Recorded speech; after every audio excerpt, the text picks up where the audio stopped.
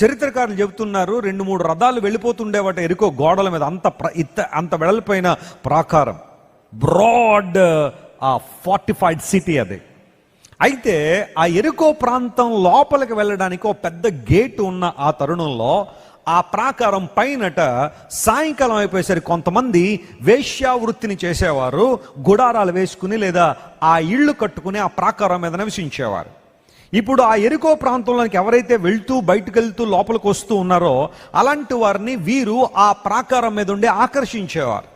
బాటసారులు, యాత్రికులు ఎవరైతే ఉన్న వారిని ఆకర్షించేవారు.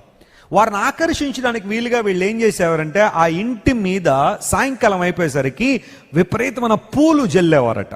ఆ పూల సువాసన వచ్చేలాగా ఆ ఇంటి చుట్టూ లేదా ఆ ఇంటిలో పూలు పెట్టేవారు, ఆ ఫ్లవర్స్ పెట్టేవారు.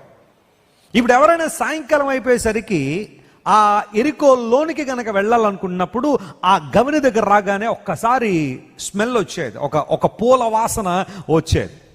ఆహా, ఇంత చక్కని వాసన ఎక్కడి నుండి వస్తుందని చెప్పి అలా చూసేసరికి రా అని పిలిచేవారు అన్నమాట. అంటే ఈ సువాసన వెనకాలను ఉద్దేశం మంచిది కాదు. సువాసన మంచిదే, ఆ పూల వాసన మంచిదే, కానీ దాని వెనకాలన ఆకర్షణ బాలేదు, దాని వెనకాలన ఆకర్షణ మంచిది కాదు. ఆ విధంగా వారు తమ వృత్తిలో కొనసాగుతూ విపరీతంగా డబ్బులు సంపాదిస్తుండేవారు.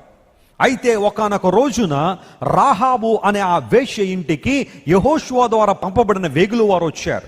అక్కడతో తన జీవితంలో ఒక టర్నింగ్ పాయింట్, ఒక మలుపు ఆ జీవితానికి వచ్చింది. రాహాబు జీవితం అంతకు ముందు ఆ తర్వాత అన్నట్టుగా ఆ సంఘటన తన జీవితంలో ఒక పెనుమార్పులు తీసుకొచ్చింది. Your past life may be worst than Rahab even today.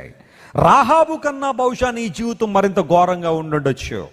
Rahab వలె నీవు కూడా ఏదో ఒక పాపానికి బానిసగా అయి ఉండొచ్చు. ఆమె ఆ పాపానికి బానిస అయితే నువ్వు మరొక పాపానికి, మరొక పాపానికి బానిసలు అవ్వచ్చు. No matter what kind of sin you are doing, you are a slave to sin. ఏ పాపాన్ని నువ్వు జరిగిస్తున్నా, ఏ అపరాధ కార్యాన్ని నువ్వు జరిగిస్తున్నా ఆ పాపానికి నువ్వు దాసుడు అని బైబిల్ సెలవిస్తూ ఉంది. పాపం చేసే ప్రతి ఒక్కడు పాపానికి దాసుడు.